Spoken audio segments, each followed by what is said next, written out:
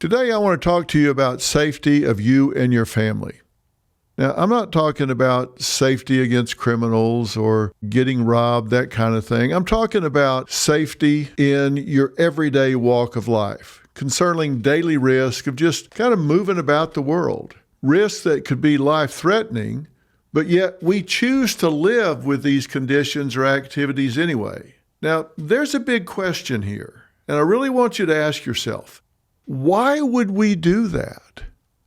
Why would we knowingly subject ourselves, our children, to situations, circumstances, activities that could seriously injure or, in fact, kill them? Or kill us? Some skiers can be seen jumping off before the chairs crash into one another. That's the real story. Now, hopefully I'm making you think here by asking yourself the questions. What are the risks that I live with? Do I make a conscious decision to live with them, or am I just not thinking about it? Am I assuming somebody else is looking out for me and mine? I'll bet if you do stop and think about it, you would say you're aware that you take a certain amount of risk every day regarding you and your family, and that's just life. I mean, let's face it, we can't live in a bubble, right? So where is the line?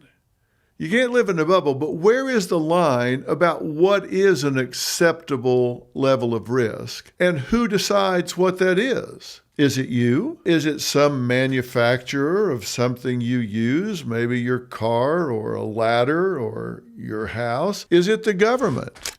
Now, I'm not talking about scraping your knee or little Johnny bumping his head. Run around, scrape your knees, get dirty. I'm talking about life-threatening, life-changing, or life-ending risks that you, me, all of us live with every day. Now, somewhere in the back of our mind, do we think there's some big overriding force that's watching out for us? Maybe that God's looking out for us, maybe the government, who makes sure that we're fundamentally safe. Have we abdicated the role of our own safekeeping? I've actually heard people say, hey, this is government regulated, so it must be okay. Oh my. Oh my. Every time you drive, swim, take a ride on one of these carnival rides or at the fair, you're agreeing to a deal that was made, a bargain that was reached that impacted you and your family, but you weren't consulted. You weren't in the room. And here's the deal. It was a deal about a certain circumstance, situation, or activity that said a certain number of people will be seriously injured or die if this is allowed to go forward. And we can pretty well predict what that is, how many people are going to be injured or die, and we've decided that's okay. Now, I'm not being facetious or sarcastic. I'm not trying to be dramatic. That's just reality. I'm not even saying it's wrong.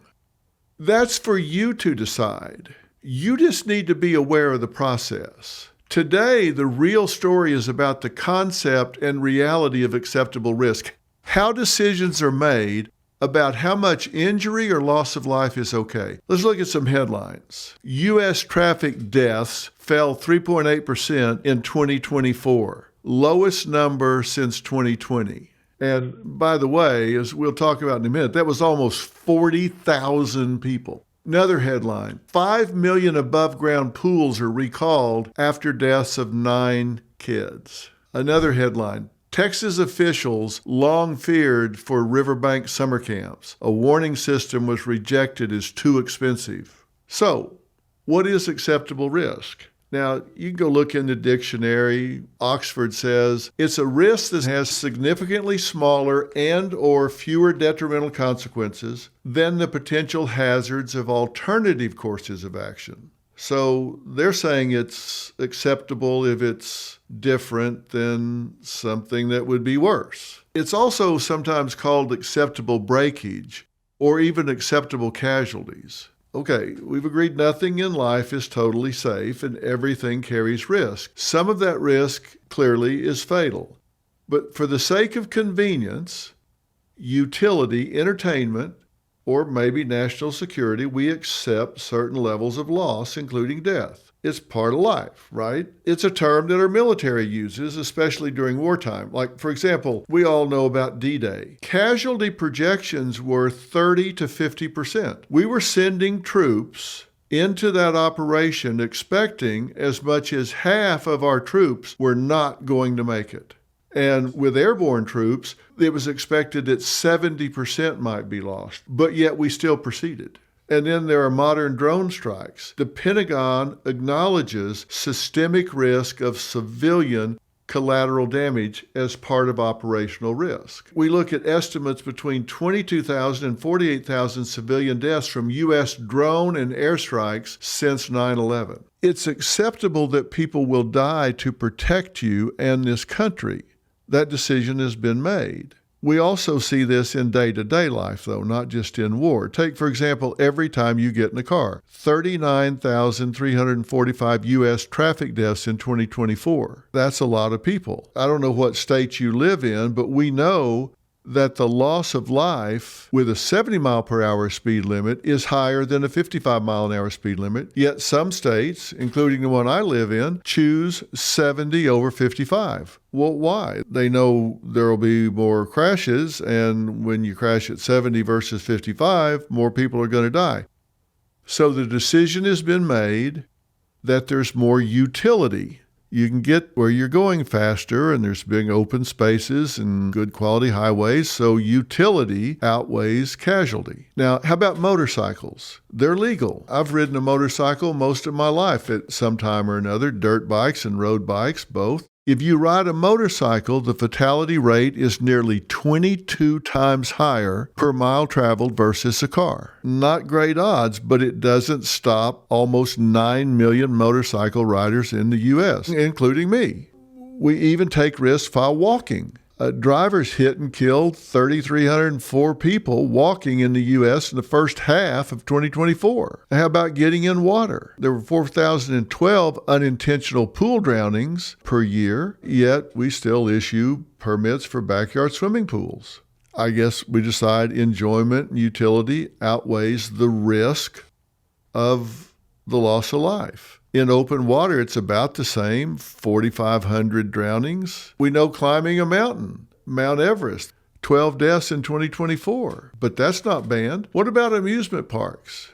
30,000 injuries annually, and fatalities still occur despite all the inspections. But no one's shutting down all the amusement parks in the United States. So we're making conscious decision that a certain number of deaths are acceptable. Hell, the government paid subsidies to the tobacco industry despite a proven link to cancer. Nothing is risk-free. I get it. So here's the question. Who decides how safe is safe? A lot of deaths aren't accidents. They're decisions. Deliberate or not, someone decided what was acceptable. Was it lawmakers, regulators, corporations? Or are we all just signing off by living with it? Is it okay to trade lives for speed limits, convenience, lower cost, profit? And every day we see double standards. In Massachusetts, raw sushi must be frozen or cooked to kill parasites.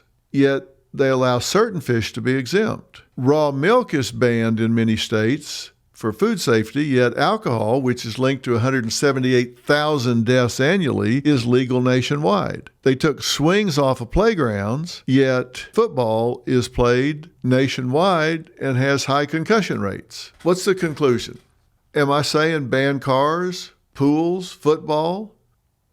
No, I'm not saying that at all. I'm saying know the deal that's being made. Every time you buckle in, sign a waiver, or drop your kid off at camp or for football practice, someone has decided what level of risk is acceptable for you. And those are often driven by something besides safety. And you should just know you are having that decision made for you. Do you trust the watchdog? Sometimes they're asleep at the wheel. Sometimes somebody paid off the driver. So I'm just saying be situationally aware. When I go to an amusement park, it's not the ride that scares me. I look over at the person who put it together. And if he or she has a bottle of booze in their back pocket and they haven't bathed in a week, I'm thinking, it's not the ride that scares me, it's the person that put it together. How close are they watching this? I just think it's important that you be aware and you make the decision and not rely on somebody else to decide what's the acceptable risk in your life. Because when it's all said and done, the consequences are yours, not theirs. And that's the real story. Wherever you're getting The Real Story, make sure you subscribe and follow. I'll see you tomorrow. Homeowners, when's the last time you checked on your home title? If your answer is never, then this is for you. Scammers are stealing titles and your equity is the target.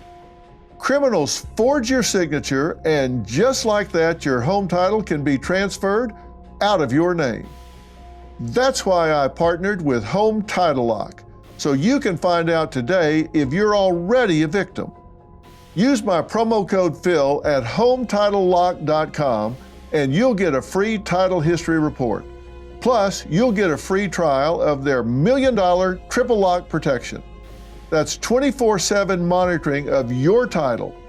Urgent alerts to any changes, and if fraud does happen, they'll spend up to $1 million to fix it. That's HometitleLock.com, promo code Phil.